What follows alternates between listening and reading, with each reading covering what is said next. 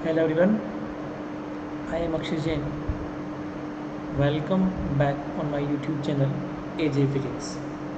So first of all, आज हम लोग करने जा रहे हैं solution of questions of the assistant professor examination जो आरपीएससी ने कंडक्ट करवाया था रिसेंटली 3 अक्टूबर को वो कंडक्ट हुआ था और उस एग्ज़ाम के सॉल्यूशंस मैं आज कराऊंगा। अब इस एग्ज़ाम्स में ना सबसे पहले आपको मैं इन्फॉर्म कर दूं कि इस एग्ज़ाम में टू पेपर्स हुए थे फिजिक्स के। जो जीके वाला पेपर है वो पहले हो चुका है, जीके वाला पेपर हम लोग सॉल्व करते भी नहीं है। फिजिक्स के 2 पेपर हुए थे। जो आपका फर्स्ट पेपर था उस फर्स्ट पेपर में मतलब जो 9 बजे से लेके 12 बजे हुआ था, उस फर्स्ट पेपर में कुछ सब्जेक्ट आए थे लाइक ईएमटी आया था, उसमें इलेक्ट्रॉनिक्स उसमें आया था, ठीक है, सॉलिड स्टेट फिजिक्स उसमें आया था, ठीक है, and atomic and molecular physics उसमें आया था। तो ये मेजर 4 सब्जेक्ट आपके पेपर नंबर फर्स्ट में आए थे और इसमें 150 क्वेश्चंस कंटेंट थे, 150 सवाल इसमें आए थे।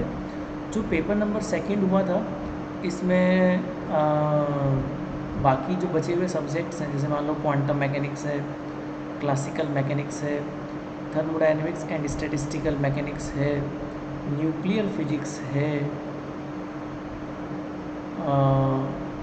एंड मैथमेटिकल फिजिक्स है। तो ये जो बचे हुए सब्जेक्ट हैं, ये बचे हुए पेपर्स हैं, वो पेपर नंबर सेकंड में आए थे और इसमें भी 150 क्वेश्चंस यहाँ पर आए थे। तो ये दोनों पेपर्स ने मिला के पूरा सिलेबस कवर कर लिया था फिजिक्स का। आपके फिजिक्स में यही सारे पेपर्स होते हैं जो CSIR नेट में भी आते हैं सारे पेपर्स, ठीक है। और आरपीएससी का एग्ज़ाम ऐसा होता है कि ये सारे ही तरह के क्वेश्चंस कवर करता है। इस एग्ज़ाम में बीएससी लेवल के क्वेश्चंस भी थे और एमएससी लेवल के क्वेश्चंस भी थे और कुछ क्वेश्चंस ऐसे भी थे जो 11-12 के थे, ठीक है। तो हर तरह के क्वेश्चंस इसमें थे। मतलब कुल मिला के हम लोग 300 सवाल सॉल्व करने वाले हैं। अब होगा ये कि एक साथ तो ये सॉल्व करवा नहीं पाऊँगा मैं आपको, क्योंकि मैं आपको समझाऊँगा भी सही पूरा तो उसमें टाइम लग जाएगा। तो हम लोग 10 क्वेश्चंस करके सॉल्व करेंगे। तो आज हम ओनली 10 क्वेश्चंस ही सॉल्व करेंगे, फिर बाकी के रिमेनिंग 10 एंड 10 करते करते हम लोग अलग अलग वीडियोस में इसको मैं सॉल्व करवा दूँगा। तो आज मैं आपके सामने केवल ये पार्ट 1 लेके आया हूँ जिसमें हम लोग ओनली 10 क्वेश्चन सॉल्व करेंगे। सारे ही क्वेश्चंस जो मैंने आपको अनअकैडमी के ऊपर CSIR नेट का सिलेबस करवाया है और अब जो मैं करवा रहा हूँ उसी में से बैठे हैं। जो मैंने आपको नोट्स बनवाए थे ये सारे ही क्वेश्चंस उसमें से आए हैं। तो मैं आपको बोलता भी था कि अगर आप लोग CSIR नेट का प्रिपरेशन कर लेते हो तो आप ऑल ओवर द इंडिया कोई भी एग्ज़ाम क्वालिफाई कर सकते हो, ठीक है। तो इन नोट्स में से, मेरे नोट्स में से अप्रोक्स 80% क्वेश्चंस तो आपको मिल गए थे। 20% वो थे जो डायरेक्ट MSc लेवल के आए थे, जो हम लोग कुछ टॉपिक्स को छोड़ देते हैं ना, तो वो टॉपिक्स के आए थे, बाकी आपको मिल जाते हैं सारे क्वेश्चंस। तो एक बार नेट का प्रिपरेशन कर लेते हो ना आप लोग, और वैसे भी इस एग्ज़ाम में तो नेट मस्ट रिक्वायर्ड है, तो नेट का तो प्रिपरेशन होना चाहिए, ठीक है। तो वो आपको आ जाता है। तो आप लोग चाहो अगर जिसने अभी तक नेट क्वालिफाई नहीं करा हुआ है तो वो लोग मेरे साथ साथ अनअकैडमी प्लस ज्वाइन कर सकता है। अनअकैडमी प्लस के ऊपर मैं आपको CSIR नेट का कंप्लीट प्रिपरेशन करवा दूंगा। अनअकैडमी प्लस पर आपको सब्सक्रिप्शन लेना पड़ता है, ठीक है। सब्सक्रिप्शन अगर आप लेते हो अनअकैडमी प्लस को आप सब्सक्राइब करिए। अभी चार्जेस बहुत कम हैं तो आप लोग कर भी सकते हो, सब्सक्रिप्शन ले सकते हो। और ये रेफरल कोड अगर आप लोग यूज़ कर लेंगे तो आपको 10% इंस्टेंट डिस्काउंट मिल जाएगा ऑन टोटल सब्सक्रिप्शन अमाउंट। एक बार अगर आप लोग सब्सक्राइब करेंगे तो आपको सभी कुछ मिल जाएगा, लाइक CSIR नेट का पूरा सिलेबस आपको मैं करवा दूंगा, जेस्ट का मैं करवा दूंगा, गेट का करा दूंगा, प्रैक्टिस प्रॉब्लम्स हम लोग करते हैं बहुत सारी, test series, doubt clearing sessions और मेरे साथ साथ और भी एडुकेटर्स के वीडियो, सब कुछ आपको एक सब्सक्रिप्शन में मिल जाएगा।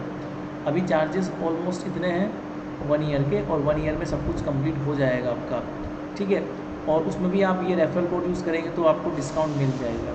तो अभी आप कर सकते हो, क्योंकि मैं नए नए कोर्सेज स्टार्ट करने जा रहा हूँ, ठीक है। अपकमिंग बहुत सारे कोर्स आने वाले हैं। क्वांटम मैकेनिक्स का रिसेंटली कंप्लीट करवा दिया मैंने, तो अपकमिंग अभी इलेक्ट्रोस्टैटिक और बहुत सारे कुछ आपको मिल जाएंगे। आपका अगर कोई क्लास छूटता भी है तो उसकी रिकॉर्डिंग्स अवेलेबल आपको होगी। फिर भी अगर आपको कोई डाउट है प्रिपरेशन को लेके CSIR नेट की, तो आप लोग मुझे कॉल कर सकते हो, मैं आपको गाइड कर दूंगा कि CSIR नेट का प्रिपरेशन कैसे करना है, क्योंकि मैं पूरा प्रिपरेशन हैंड रिटन नोट्स से ही कराऊंगा। चलिए अब बिना टाइम वेस्ट करें हम लोग क्वेश्चंस करते हैं। तो ये मेरा आज का क्वेश्चन है, हिंदी में भी अवेलेबल है और इंग्लिश में भी अवेलेबल है। यूजुअली हम लोग प्रेफरेंस इंग्लिश को देते हैं, क्योंकि CSIR नेट का जो सिलेबस है वो इंग्लिश में होता है, ठीक है। इसलिए ज़्यादातर कंटेंट जो है आपको वो इंग्लिश में ही मिलेगा, और इसीलिए हम लोग प्रेफरेंस भी इंग्लिश को ही देंगे। तो चलिए पहला क्वेश्चन ये है, an infinite solenoid with its axis along the z direction carries a steady current I. The vector potential A. तो देखो सीधी सी बात है, सोलेनॉइड का एक क्वेश्चन था, बहुत आसान सवाल था। हम 11th स्टैंडर्ड से सोलेनॉइड को पढ़ते हुए आ रहे हैं, ठीक है ना। अब दो तरह की होती है सोलेनॉइड, एक तो होती है फाइनाइट सोलेनॉइड और एक होती है इनफाइनाइट सोलेनॉइड। अब जैसे मान लीजिए फाइनाइट सोलेनॉइड में तो क्या होता है कि यहाँ से और यहाँ पर जो होती है वो बंद हो जाती है, उसका फॉर्मूला भी बन जाता है मैग्नेटिक फील्ड का कि वो अल्फ़ा और बीटा एंगल पर डिपेंड करती है, ठीक है।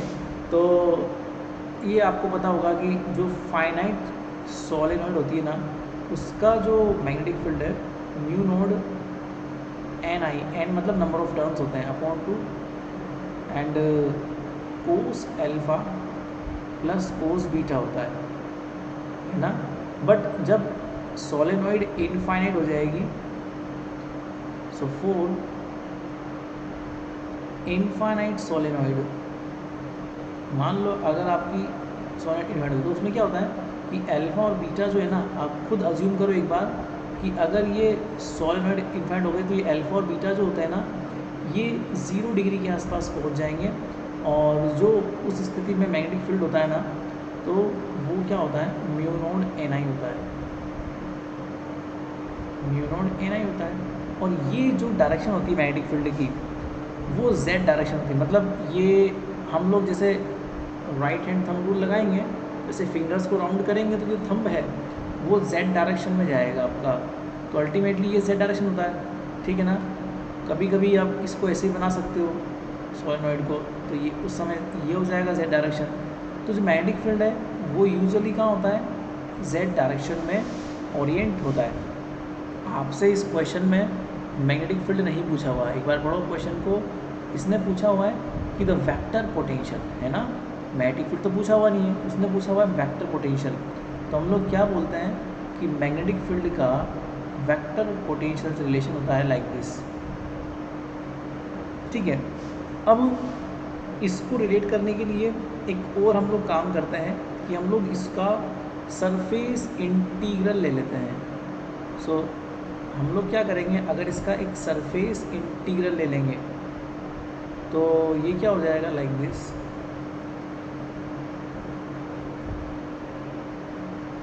इस तरीके से ले लेते हैं। और स्टोक्स-कर्ल थ्योरम यहाँ पे हम लोग यूज़ करते हैं। तो स्टोक्स-कर्ल थ्योरम क्या करती है, सरफेस इंटीग्रल को और लाइन इंटीग्रल में कन्वर्ट कर देती है। तो अल्टीमेटली ये सरफेस इंटीग्रल लाइन में कन्वर्ट हो जाएगा। इस तरीके से आपको पता है ये स्टोक्स-कर्ल थ्योरम क्या होता है। एंड हमको तो A निकालना है ना, तो A बाहर निकाल लो और ये हो जाएगा इंटीग्रेशन ऑफ DL।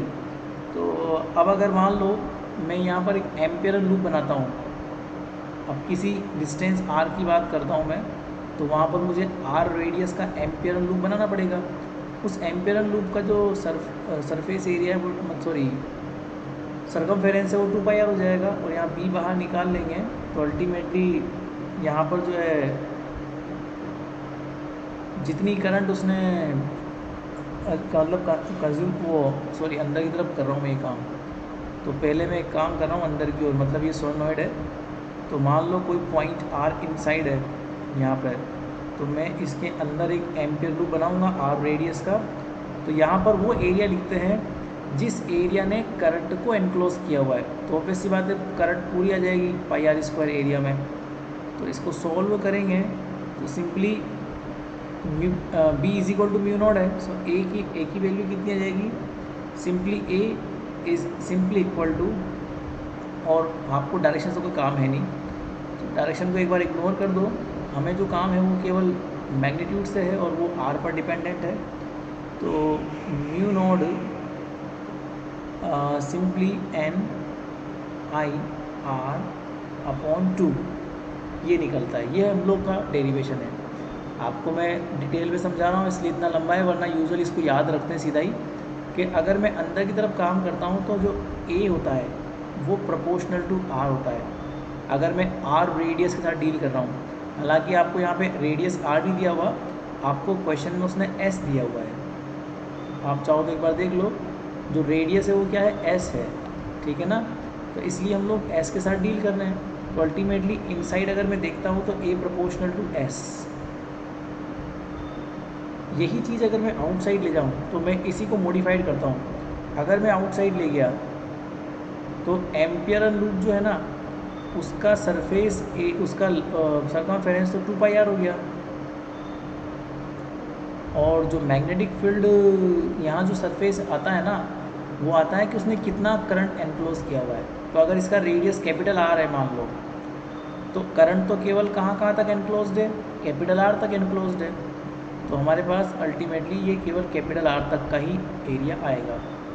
तो यहाँ से आपको सिंपली जब सॉल्व करोगे तो A is equal to B की value mu naught N I है ही सही, तो ये हो जाएगा mu naught N I R square upon 2r। So outside R तो फिक्स है, कैपिटल आर फिक्स है, तो A proportional to 1 upon R हो जाएगा। सो ये डिटेल में करवाने का मतलब केवल इतना सा है मेरा। मैं चाहूँ तो केवल आपको आंसर भी बता सकता हूँ, बट मेरा पर्पज़ इतना सा है कि अब ये एग्ज़ाम तो हो चुका, तो इसके आंसर आपको कोई काम आएंगे नहीं। बट ये इस तरह के क्वेश्चंस हर तरह के एग्ज़ाम में आते हैं। जितने भी स्टेट लेवल एग्ज़ाम्स होते हैं, अभी आपका फर्स्ट ग्रेड का एग्ज़ाम आने वाला है, या फिर उत्तर प्रदेश में, बिहार में, कहीं भी आप जाओगे असिस्टेंट प्रोफेसर का एग्ज़ाम देने के लिए, तो इस तरह के क्वेश्चंस आते हैं।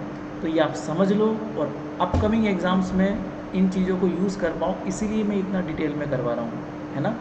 तो इससे आपके कंसेप्ट भी क्लियर होंगे और आपका कंटेंट भी बन जाएगा। तो ये ए प्रोपोर्शनल टू ये तब हुआ जब मैंने आउटसाइड वर्क किया। तो आउटसाइड तो ये हो जाएगा और इनसाइड ये हो जाएगा। देख लो कौन सा ऑप्शन है। सो आई थिंक यही वाला ऑप्शन है, proportional to S inside and proportional to 1 upon S outside, ठीक है। Option number 4। चलिए नेक्स्ट क्वेश्चन करते हैं। नेक्स्ट क्वेश्चन है, for a point charge Q that is moving on a specified trajectory of velocity v, the retarded scalar and vector potential. देखो ये 30 second में करने वाला क्वेश्चन है। देखो इसका कोई सॉल्यूशन मैं नहीं बताऊंगा, बस मैं आपको बताऊंगा कि इसको सॉल्व कैसे करते हैं। आप देखो हर ऑप्शन की डायमेंशन अलग अलग है, हर ऑप्शन की डायमेंशन अलग अलग है। तो इस क्वेश्चन को आप ना डायमेंशनल एनालिसिस से कर सकते हो। देखो मैं आपको दिखाता हूँ कैसे करते हैं।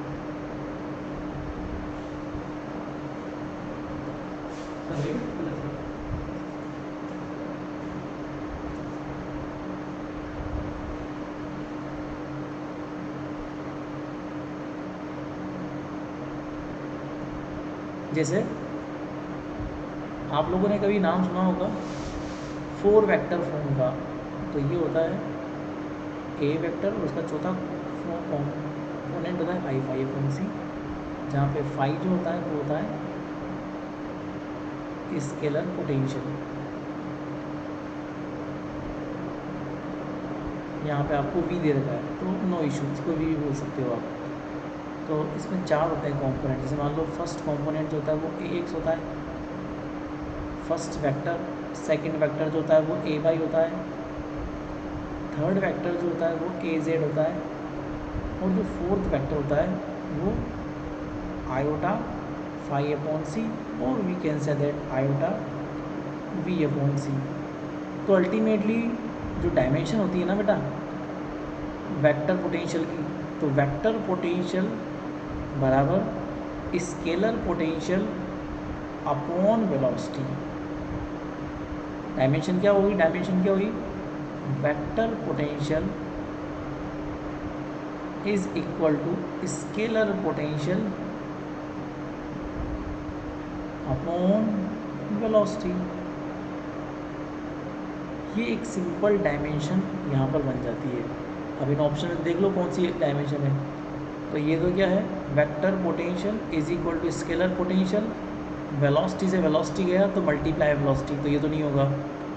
वेक्टर पोटेंशियल ये वेलोसिटी से वेलोसिटी गया तो ये क्या हो गया 1 अपॉन वेलोसिटी। हाँ तो बिल्कुल ये परफेक्ट ऑप्शन है ना, हो गया ना ये। Vector potential is equal to scalar potential upon velocity, बिल्कुल ये आपका डायमेंशन मैच कर रहा है कि वेलोसिटी गया तो डायमेंशन खत्म, ये भी गया। तो ये डायमेंशनली अगर देखा जाए तो ऑप्शन नंबर बी जो है ये परफेक्ट है। तो इसका आंसर जो ऑप्शन नंबर बी होगा। तो कुछ क्वेश्चंस डायमेंशंस भी हो जाते हैं, तो भी आप लोग चेक कर लिया करो। नेक्स्ट क्वेश्चन है the dispersion relation for low density plasma is given by omega square. पहले आपको बता दूं मैं डिस्पर्जन रिलेशन क्या होता है। डिस्पर्जन रिलेशन का मतलब होता है मोमेंटम और एनर्जी के बीच में रिलेशन कहलाता है डिस्पर्जन, मतलब P versus E relation. Usually momentum जो होता है वो एच कट के होता है, और जो एनर्जी होती है ना बेटा वो एच कट ओमेगा होती है। तो K और ओमेगा के बीच का रिलेशन भी डिस्पर्जन रिलेशन कहलाता है। तो यहाँ दिया हुआ है आपको where omega not is plasma frequency. Plasma frequency बेटा फिक्स होती है, मतलब वेरिएबल नहीं होती है। C is the speed of light in the free space, वो आप सब जानते ही हो। तो relation between the group velocity and phase velocity, ओहो सिंपल सा है ये। किसी भी स्टेट लेवल के एग्ज़ाम का या गेट लेवल एग्ज़ाम का बहुत अच्छा क्वेश्चन है और हमेशा आता है ना। तो बहुत सिंपल सा सवाल है कि हम जानते हैं कि जो फेज वेलोसिटी होती है ना वो होती है ओमेगा अपॉन के, और जो ग्रुप वेलोसिटी होती है ना बेटा वो होती है डी ओमेगा अपॉन डी के। तो जब भी आपको कोई भी एक डिस्पर्जन रिलेशन आपको दिया हो ना, जैसे कि मान लो ये दिया हुआ है omega square is equal to this, ठीक है। So omega square is equal to omega naught square plus C square K square. तो जब भी आपको डिस्पर्जन रिलेशन अगर आपको दिया हो ना तो कुछ नहीं करना, उसको डिफ्रेंशिएट कर देना है ताकि आपको ग्रुप वेलोसिटी मिल जाए। तो जैसे मैं इसको डिफ्रेंशिएट करूँगा, डिफ्रेंशिएटिंग विथ रिस्पेक्ट टू के, तो डी ओमेगा अपॉन डी के, ओमेगा नोट का स्क्वायर तो जीरो बिकॉज कांस्टेंट होता है ना, ये सी स्क्वायर कांस्टेंट है तो कोई इशू नहीं है, और के रेस्पेक्ट में किया है तो 8k। नाउ अब आपको कुछ नहीं करना, जस्ट सिंपली डिवाइड बाय के, क्योंकि मुझे ये तो मिल गया कि ये क्या है Vg है, बट मैं इसका अकेले का कुछ नहीं कर सकता। तो मैं क्या करूँगा, इसको अकेला नहीं रहने दूँगा, मुझे इसको Vp में कन्वर्ट करना है तो मुझे k का डिवाइड करना पड़ेगा। So I just divide by k, तो मैंने इसको k से डिवाइड कर दिया। तो जैसे मैंने इसको k से डिवाइड किया तो हो जाएगा 2 omega upon k and d omega upon d k, and simply this c square multiply with the 2।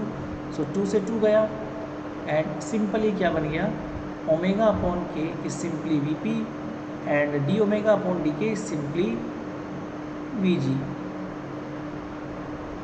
And the multiple of v p and v g is simply like c square. So ये क्या बन गया हमारे पास, सी square. तो ये आपका answer हो गया, सिंपल, ठीक है। नेक्स्ट क्वेश्चन, ऑप्शन नंबर इसमें सी आएगा ना। नेक्स्ट क्वेश्चन है in p n junction doping concentration Na, सब जानते हैं कि Na जो है वो डोपिंग कंसंट्रेशन जो है वो पी साइड में होता है, क्योंकि इसमें एक्सेप्टर Na का मतलब होता है ए फॉर दी एक्सेप्टर। सो यहाँ पर ए जो है वो एक्सेप्टर है, वो पी साइड में होता है, is much higher than the doping concentration ND। Okay, तो मैं आपको समझा दूँ उसने क्या दिया हुआ। उसने ये गिवन है कि ये जो है वो बहुत ज़्यादा है, किस तरफ से, इस तरफ से, मतलब यूजुअली यहाँ पर एक P साइड होता है और यहाँ पर एक N साइड होता है, ठीक है। तो बीच में एक डिप्लेशन लेयर होती है, दोनों के बीच में ना। डिप्लेशन लेयर की जो विड्थ है उसको हम लोग यूजुअली W मान लेते हैं। यहाँ पर जो कंसंट्रेशन है वो होती है एक्सेप्टर कंसंट्रेशन। इसको नेगेटिव से भी डिनोट करते हैं क्योंकि ये एक्सेप्ट करती है, तो एक्सेप्ट करने के बाद नेगेटिव साइन आता है। और ये डोनर होती है क्योंकि यहाँ चार्ज केजेस ज़्यादा होते हैं ना, तो डोनर होती है। और मतलब नेगेटिव चार्ज ज़्यादा होते हैं, इलेक्ट्रॉन ज़्यादा होते हैं ना, तो ये डोनेट करने के बाद प्लस में आ जाती है, तो ये प्लस यहाँ पर होता है यूजुअली, ठीक है। क्वेश्चन ये है कि देखो डिप्लेशन लेयर में क्या होता है, कुछ बीच में एक लाइन होती है जिसमें कुछ पार्ट जाता है P साइड की तरफ, तो ये जो P साइड की तरफ पार्ट गया इसको यूजुअली हम लोग बोल देते हैं XP नोड, और जो कुछ पार्ट N साइड की ओर गया उसे बोलते हैं XN नोड, ठीक है। नाउ अब थोड़ा और देखते हैं इसने क्वेश्चन में क्या बोला है। Then which of the following statement is true, कौन सा स्टेटमेंट ट्रू है। The width of the depletion layer will be equal on the both of the side. तो ये तो वैसे भी गलत हो गया क्योंकि अगर एक तरफ डोपिंग कंसंट्रेशन ज़्यादा है ना, तो डिप्लेशन लेयर की विड्थ दोनों तरफ सेम हो, ये तो ज़रूरी नहीं है। दूसरा, the width of the depletion layer will be more in the P side of the junction, तो ये भी नहीं होगा क्योंकि अगर डिप्लेशन लेयर P साइड की तरफ ज़्यादा होगी तो वो गलत है, क्योंकि कंसंट्रेशन तो यहाँ ज़्यादा है ना, तो चार्ज कैरियर्स ज़्यादा होने चाहिए यहाँ पे। जब चार्जेस ज़्यादा हैं तो डिप्लेशन कम होगा, है ना। तो जब चार्जेस ज़्यादा हैं तो कॉमन सेंस की बात है कि डिप्लेशन कम हो। डिप्लेशन मतलब रुकावट एक तरह से, तो जो रुकावट है वो P साइड की ओर ज़्यादा होनी चाहिए। यहाँ पे सेकंड ऑप्शन में लिखा हुआ है कि P साइड में डिप्लेशन ज़्यादा होगा, गलत है।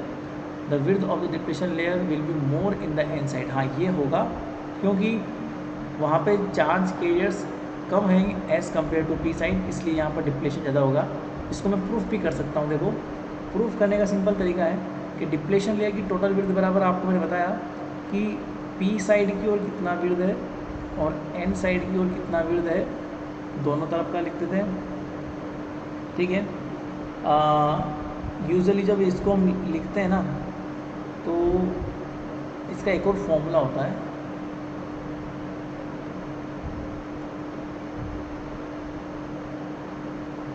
वो फॉर्मूला ये होता है कि जैसे मान लो इसको आपने बाहर निकाल लिया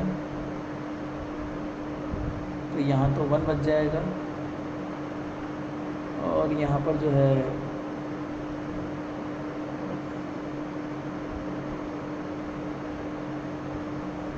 ये हो जाएगा, ठीक है। अब चार्जेस अगर ज़्यादा होंगे तो डिप्लेशन कम होगा, तो आप ये बोल सकते हो कि x प्रोपोर्शनल टू 1/n होगा। तो अगर P साइड की तरफ डिप्लेशन इतना है तो which is proportional to 1/P side की तरफ एक्सेप्ट आयंस होते हैं एंड N साइड की तरफ अगर विड्थ इतना है तो N साइड में अपन होता है डोनर आयंस। तो अल्टीमेटली ये बोल सकते हैं हम लोग simply XN node 1 plus ND plus upon ज़्यादा चार्ज कैरियर्स तो कम डिप्लेशन, सिंपल सी बात है। आप ये बोल सकते हो कि आपको दे रखा है कि ये जो है NA greater than this, so W is approximately, हम क्या बोल सकते हैं, इसको नेग्लिजिबल मान सकते हैं ना, पीछे वाले को रफली इसको नेग्लिजिबल मान सकते हैं, इसे अप्रोक्सीमेटली XN। तो N साइड की तरफ विड्थ बहुत ज़्यादा होगी, तो आप ये बात बोल सकते हो कि डिप्लेशन लेयर जो होगी ना वो एंड साइड की तरफ ज़्यादा होगी, so the width of the depletion layer will be more in the end side. और कॉमन सेंस भी लगा लिया करो कि अगर चार्जेस ज़्यादा कहाँ पर है, कंसंट्रेशन ज़्यादा कहाँ पर है, पी साइड की ओर, तो रुकावट तो वहाँ कम होनी है, तो रुकावट कम होनी है तो डिप्लेशन कम होना है, सिंपल। अगला सवाल, the reverse saturation current eight 300 kelvin of a PN junction germanium diode is 5। ओह, ये भी फेमस क्वेश्चन है। पहला फेमस क्वेश्चन तो ये वाला है जो मैंने आपको बताया था, ग्रुप वेलोसिटी और फेज वेलोसिटी का हमेशा आता है, हर एग्ज़ाम में आता है। और एक ये वाला फेमस क्वेश्चन है कि आपको एक पीएन जंक्शन डायोड दे रखा है, सैचुरेशन करंट की बात कही गई है और फॉरवर्ड बायस करंट की बात कही गई है। तो सिंपल जो चीज़ें आपको दे रखी ना वो मैं लिख देता हूँ। फर्स्ट ऑफ ऑल आपको दे रखा है टेम्परेचर 300 केल्विन, यहाँ पे लिख दो। First of all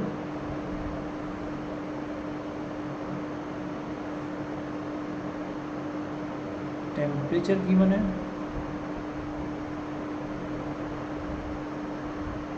then of a PN junction germanium diode is 5 micro ampere. तो सैचुरेशन करंट दे रखा है ना आपको ये, so this is the reverse saturation current, that is I naught, इसी को बोलते हैं reverse saturation current, 5 micro ampere. ठीक है, देन उसके बाद में आपको दे रखा है the junction obtain the forward current. Okay, so forward bias current भी आपको दे रखा है 50 मिली एम्पियर। ठीक है, सो फॉरवर्ड बायस में जो करंट फ्लो होती है उसे आई बोलते हैं ना। तो ये फॉर्मूले से हमेशा क्वेश्चन आता है, ये फॉर्मूला याद रखना। फॉरवर्ड बायस में फ्लो होने वाली current is equal to saturation current, that is reverse saturation current is simply equal to exponential EV upon KT -1। So we can solve it. इसको आप सॉल्व करके इधर ले लो तो EV upon KT anti log लेना पड़ेगा, इसको इधर लाना पड़ेगा। सो ये हो जाएगा लॉग ऑफ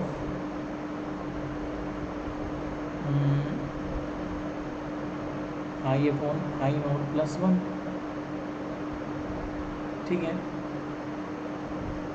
सो और कुछ इन्फॉर्मेशन तो नहीं है ना इसमें। ओके, एक चीज़ और बता दूँ मैं आपको कि ये जो है ना ये रूम टेम्परेचर है, दिस इज़ रूम टेम्परेचर। आपको पता होगा 27 डिग्री सेंटीग्रेड होता है, और रूम टेम्परेचर पर जो वैल्यू होती है ना, ई मतलब चार्ज ऑन द इलेक्ट्रॉन 1.6 × 10⁻19, के मतलब बोल्ट्जमान कांस्टेंट, एंड टी मतलब रूम टेम्परेचर। तो इस पर इसकी वैल्यू ना फिक्स होती है बेटा।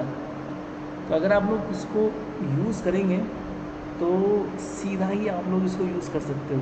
सीधा इन द सेंस ये है कि आप इसको डायरेक्टली यूज़ करके निकाल सकते हो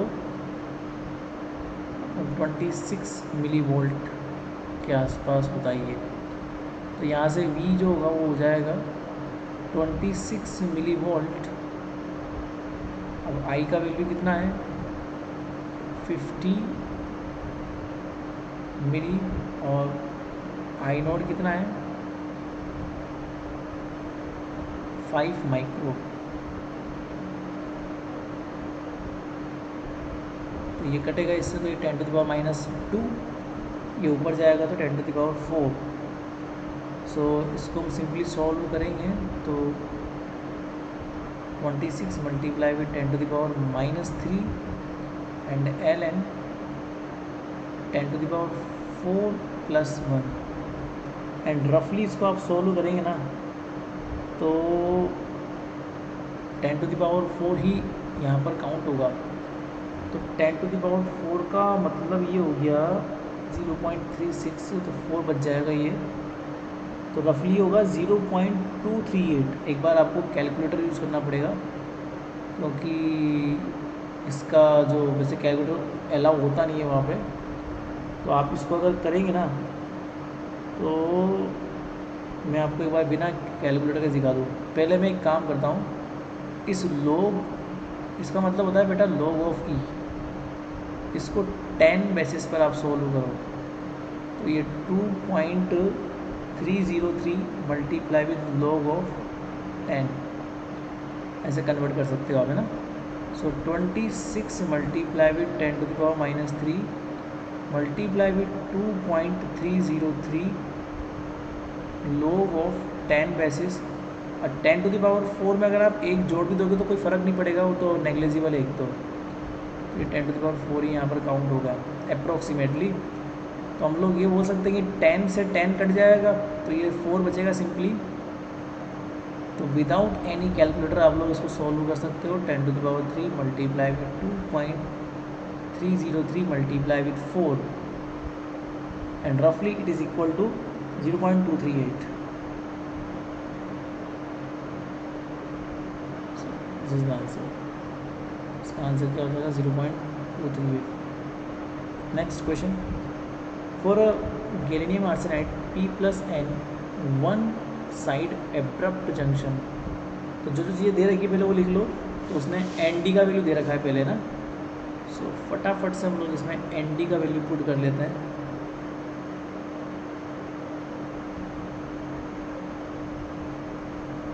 ND आपको दे रखा है, उसने कितना दे रखा है 8.4, okay. So 8 multiply with 10 to the power 14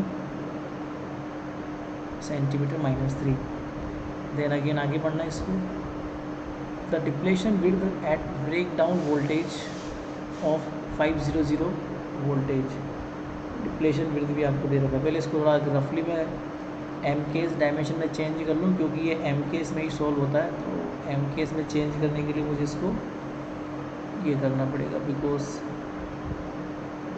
हम जानते हैं कि अगर हम सेंटीमीटर को मीटर में कन्वर्ट करते हैं तो 10 टू द पावर -2 मीटर में होता है, और सेंटीमीटर इन्वर्स को अगर मीटर इन्वर्स में करना हो तो 10 to the power 2 metre inverse में होता है। ये उस तरह से कर सकते हैं हम इसको ना।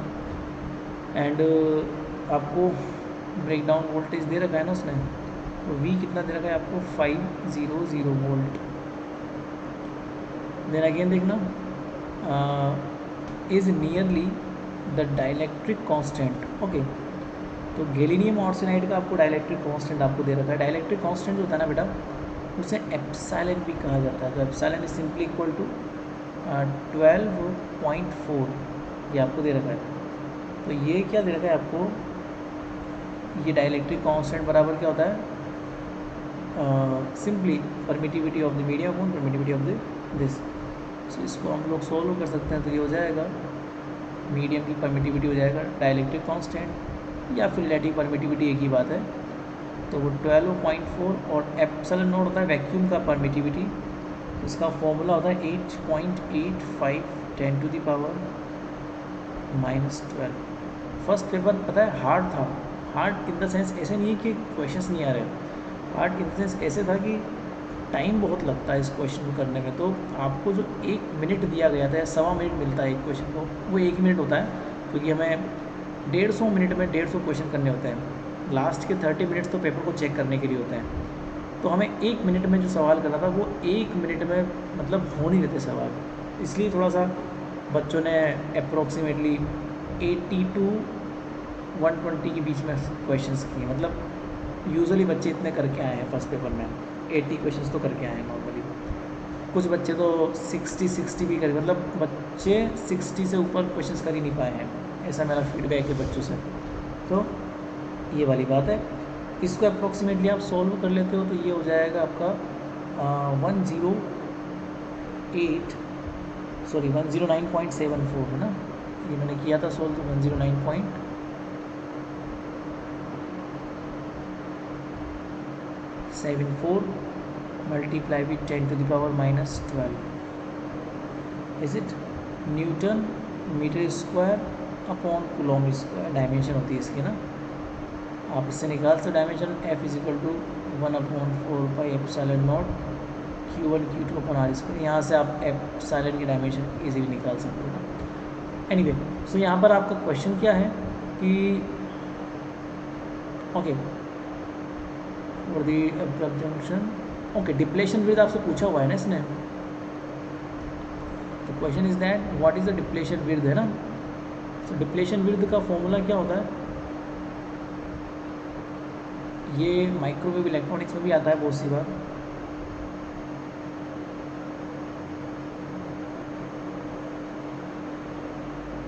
डिप्लेशन विड्थ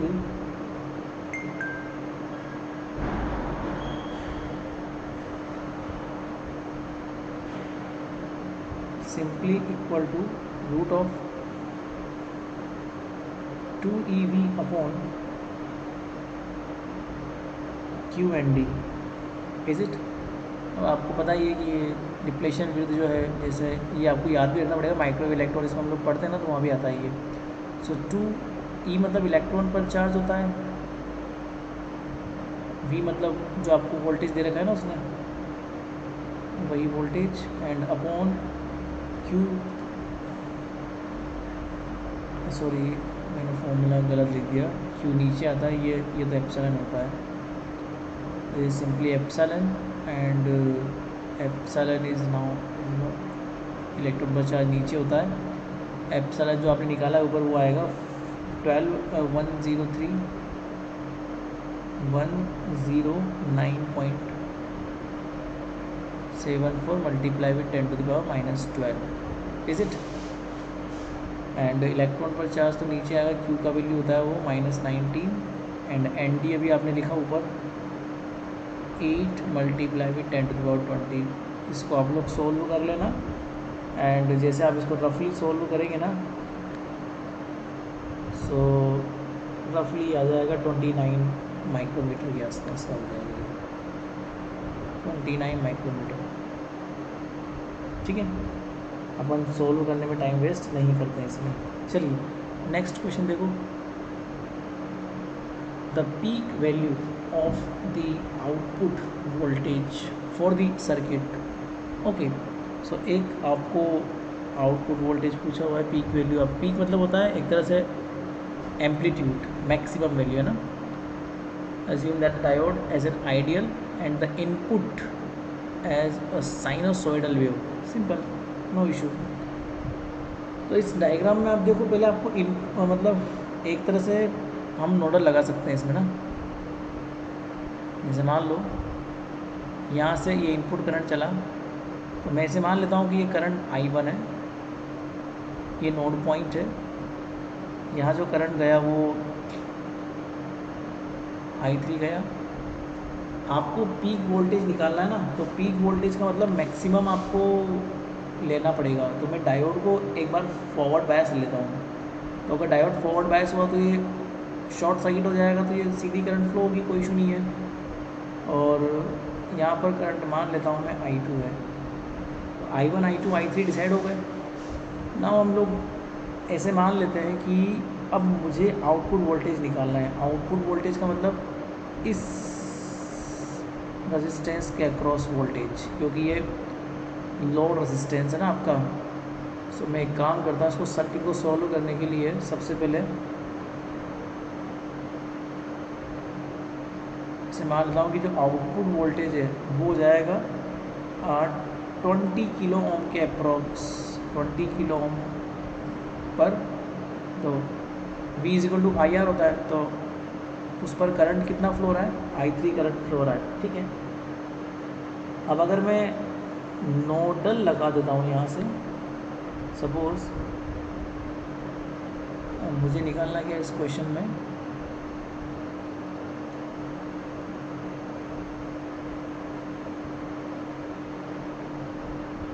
मुझे इसमें निकालना है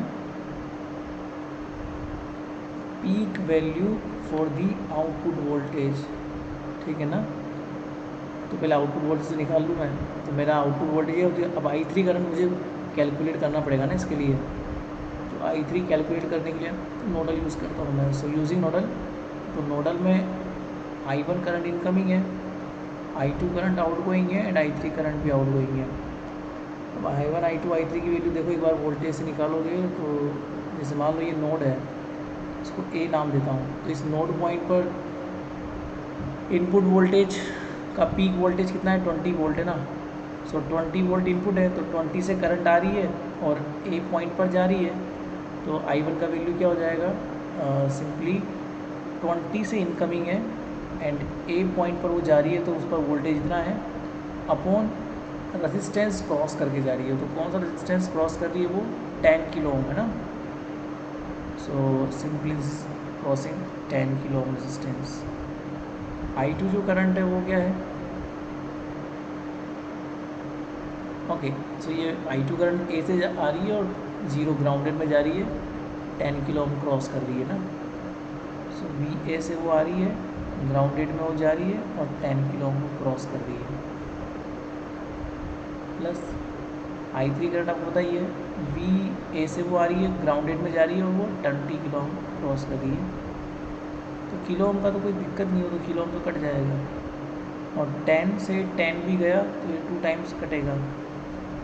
सॉल्व करेंगे सिंपली इसको तो 2 से मल्टीप्लाई कर देंगे इसका इधर ले जाके। सो ये 40 minus twice of VA is simply equal to twice of VA plus VA। तो थ्राइस बन गया ना, 3 बन गया, तो ये हो जाएगा हमारे पास, किधर जाएगा तो 5 हो जाएगा। सो VA इज इक्वल टू कितना हो जाएगा, 40/5। सो ये हो जाएगा 8 पंजे 40, ठीक है। ये मेरा VA आ गया, ठीक है। अब मेरा VA आ गया तो मैं I3 निकाल सकता हूँ ना, तो I3 इज इक्वल टू कितना हो जाएगा, VA माइनस 0/2 दिस इज 4, ठीक है। और ये सब ये किलो ओम में था तो ये माइक्रो में आ जाएगा, micro ampere, milli ampere sorry. So V0 is equal to 20 kilo and 4 micro, तो ये हट जाएगा, तो ये ऑलमोस्ट कितना हो गया। Okay so this is simply, एक बार इसको रफली में देखूँ, ये किलो ओम था ना तो किलो से किलो चला गया, ये वोल्टेज में था V में, I3 इज इक्वल टू है, ओके या 20 है, सॉरी 20 है ना, 20 किलो, तो ये हो जाएगा 0.4 किलो ओम, ठीक है। सो 0.4 तो ये 20 ओके, तो 8, इसका आंसर जो होगा वो होगा 8। क्लियर, तो आसान क्वेश्चन था ये, नोडल से करना था सिंपल सा, तो ये 8 वोल्ट इसका आंसर आ जाएगा।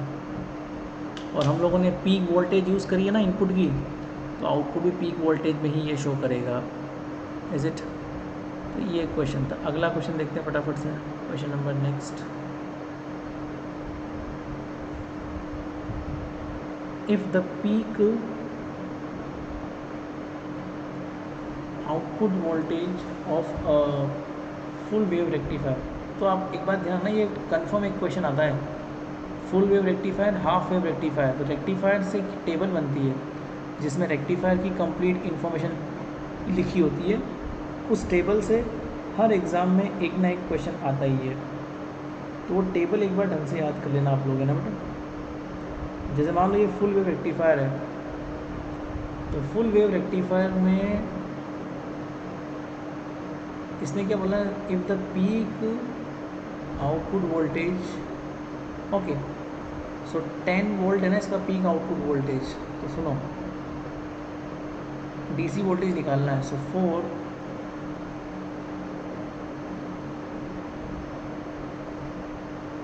Full wave